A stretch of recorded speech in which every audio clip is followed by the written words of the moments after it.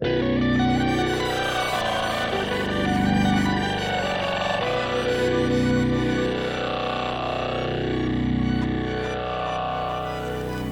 till ännu ett avsnitt av Utsändaren. Det blir inget radioavsnitt denna gången, bara lite raljerande över saker som många av oss menar att vi inte riktigt har kommit till skott med. En seriös totalförsvarssatsning. Jag tänkte att ämnet är särskilt aktuellt nu under pandemin när vården både har personalbrist och materiellbrist på grund av obefintlig beredskapsplanering. Det vill säga ingen totalförsvarsplikt, ingen beredskapspersonal och tomma beredskapslager. Det finns bara utrymme för förbättringar som man brukar säga. I inledningen till ett nytt totalförsvar, vitbok, viktiga slutsatser av Frank Rosenius, viceadmiral med flera kan man läsa. Det behövs ett radikalt omtag av hela totalförsvaret. Det civila försvaret måste åter byggas upp från grunden.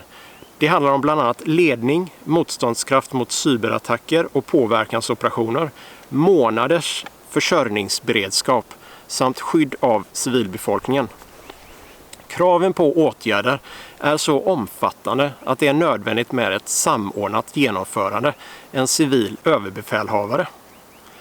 Det militära försvaret måste utökas väl avseende antal förband som deras kvalitet. Kan man läsa vidare. Personalförsörjningen är idag en annan akilleshäl. Det behövs helt enkelt mer personal. Ett relevant totalförsvar tar tid att återbygga upp. Uppförsbacken är brant och sannolikt inte utan svårigheter. Man kan läsa vidare under målbild 2030 för det civila försvaret. I motsatsen till vad som gäller idag anser vi att strukturen och organisationen för ett modernt civilt försvar måste utformas med de allvarligaste och mest påfrestande händelseförloppen som utgångspunkt och inte med en kortvarig fredstida kris för ögonen. Under rubriken beredskapslagstiftningen kan man läsa vidare. Befolkningens medverkan i totalförsvaret kan idag inte påräknas på samma sätt som tidigare, då någon personalplanering och krigsplacering inte ägt rum under lång tid, varför totalförsvarsplikten i allt väsentligt inte kan tillämpas i det korta perspektivet. Många verksamheter i samhället som är av stor betydelse för totalförsvaret kommer med stor sannolikhet att snabbt hamna i svåra personalbristsituationer. Det bör övervägas att återta tillämpningen av totalförsvarsplikt. Ni som är patroner kan se detta avsnittet så fort det är uppladdat i stort sett. Men alla andra kommer kunna se avsnittet tidigast en vecka efter att jag har spelat in detta. Så jag tänker lite att det blir en tillbakablick hur läget var för en vecka sedan i coronakrisen. Som det ser ut nu så har huvuddelen där jag jobbat hemifrån i 2 veckor. Och än så länge ser det ljust ut för min del att behålla jobbet, men av det man sett hittills i min bransch så är det ingen självklarhet. Till exempel så avslutade Volvo samtliga IT-konsultkontrakt i förra veckan med omedelbar verkan och 5 000 personer fick lämna sina uppdrag och sin intäkt på dagen. Det pratas om massarbetslöshet och svåra tider en överskådlig tid efter corona. Något mer tragiskt var att för 3 dagar sedan så kom nyheten att 18 människor hade avlidit på 1 dygn i Stockholm till följd av covid-19.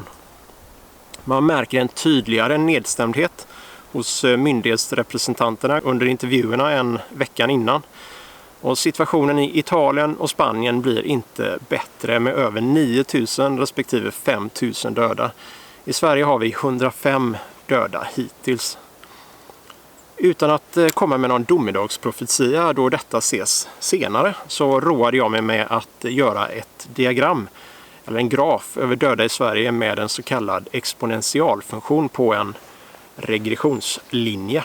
Och linjen är lite värsta scenariot och försöker förutse hur många som kommer dö om trenden går lika exponentiellt framåt som nu. På detta diagrammet så kan vi se att om en vecka, det vill säga när ni ser detta avsnittet då, så säger funktionen att 800 personer kommer att ha avlidit till följd av covid-19 och att vi överstiger 1000 döda under helgen. Vi får väl se hur rätt eller fel grafen har. Kurvan verkar överstämma rätt bra med utvecklingen i Spanien, Italien, Belgien med flera länder. Man bör dock tillägga att åtgärderna vi nu tagit inte syns på denna kurvan då samtliga döda troligtvis smittades innan vi började tillämpa social distansering. Om exponentialfunktionen fortsätter och det verkligen är då 800 döda när ni ser detta avsnittet, ja, då ser det nog inte så ljust ut för vården. Och frågan är vad vi kommer att tycka när vi passerar 1000 döda på bara ett par veckor.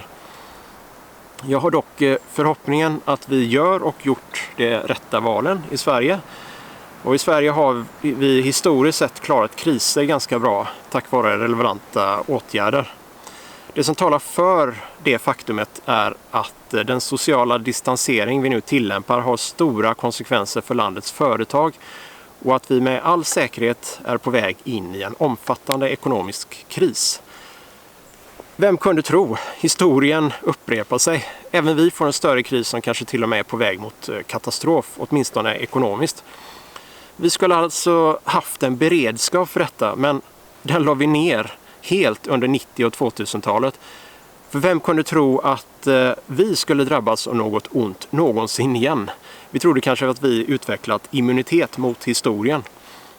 Min förhoppning är nu att vi tar totalförsvarssatsningen på allvar och satsar på riktig beredskap, inte för småskalig kris utan för katastrof.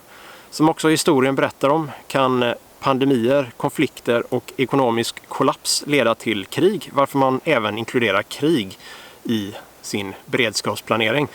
Och varför vi kallat det för totalförsvar. Militärt, civilt, ekonomiskt och psykologiskt försvar. Precis alla 4 la vi ner och försöker nu snålt bygga upp igen.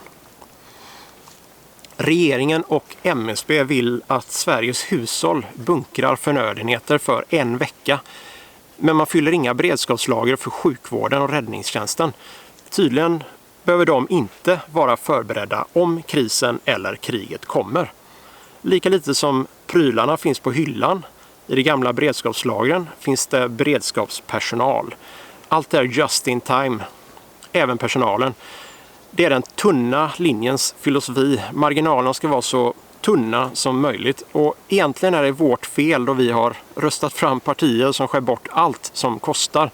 Och det finns ju inget mer populärt att skära bort som beredskap då det endast är en kostnad så länge det inte händer något.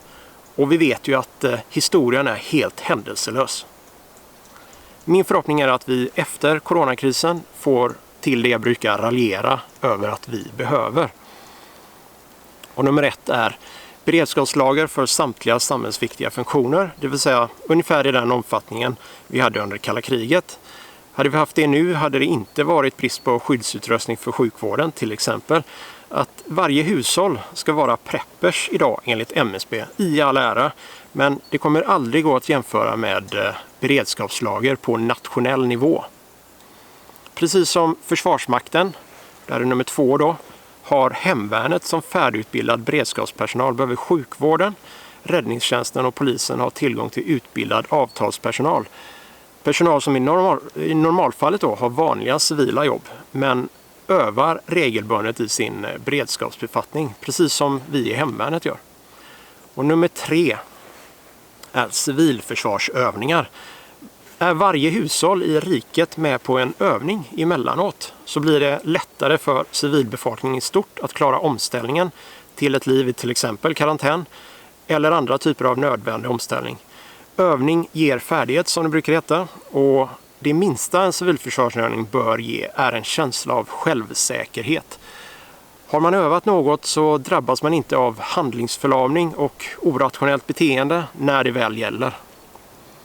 1961 så genomfördes en stor civilförsvarsövning i Stockholm som gick ut på att utrymma huvudstaden. Över 30 000 civila deltog. Det finns ett land österut som så sent som 2016 genomförde en civilförsvarsövning, men då med 40 miljoner deltagare och över 200 000 specialister. Man satsar alltså rätt seriöst på beredskap. Inte för inte att man aldrig la ner kortvåg som primärt radiosambandsmedel. och att man fortfarande utbildar telegrafister i försvaret. Är de i framkant eller fast i en svunnen tid, är då frågan. Vad tror ni?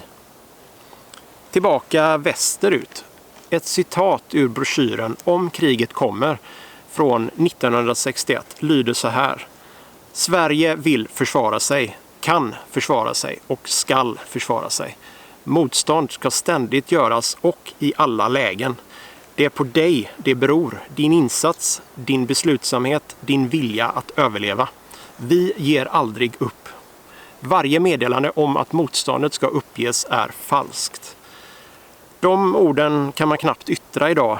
Vi vill inte satsa tillräckligt med pengar och resurser på att försvara oss, vare sig det handlar om beredskapslager eller den enskilde soldatens utrustning, och därmed sänks försvarsförmågan. Satsar man inte på beredskap så blir det också svårt att motivera medborgare varför vi ska försvara oss. Och övar vi aldrig katastrof och krig med civilbefolkningen så finns risken att många civila kommer fly istället för att fäkta. Om viljan att överleva resulterar i att man känner sig mest trygg i att lämna landet än att stanna och kämpa, så har vi ett problem. På den tiden citatet skrevs så höll man på att rösta för fullt. Man hade förtroende för Sveriges förmåga att försvara sig. Man kände sig förberedd. Och därmed var också både försvarsviljan och självsäkerheten stark. I det kände man trygghet, vilket är oerhört viktigt under prövningar.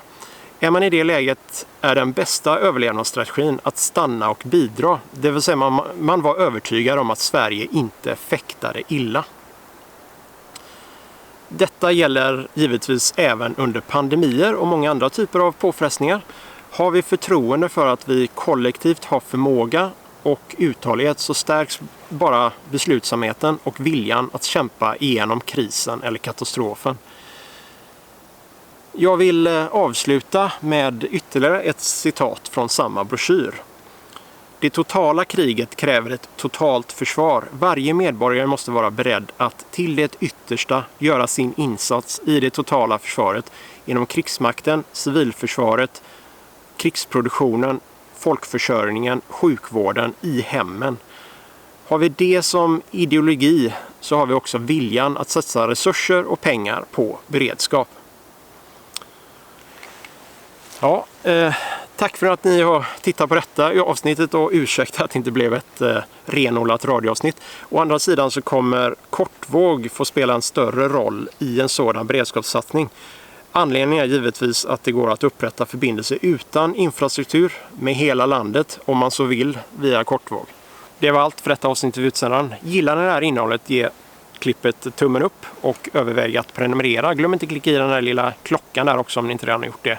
Så får ni notifiering när nästa avsnitt släpps offentligt på YouTube. Och dela även gärna klippet vidare om ni håller med i det jag tycker och tänker i detta klippet.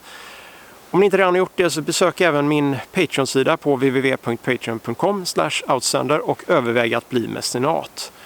Och till er som redan är mecenater vill jag säga stort tack. Jag uppskattar verkligen det stödet, att ni vill ge en peng och bidra ekonomiskt till den här kanalen. Det motiverar mig starkt att fortsätta och göra fler filmer. Kanske då framförallt inom radio, men emellanåt så kan jag ju få tycka till lite, tänker jag. Till nästa gång säger jag i vanlig ordning 73, slut, klart slut.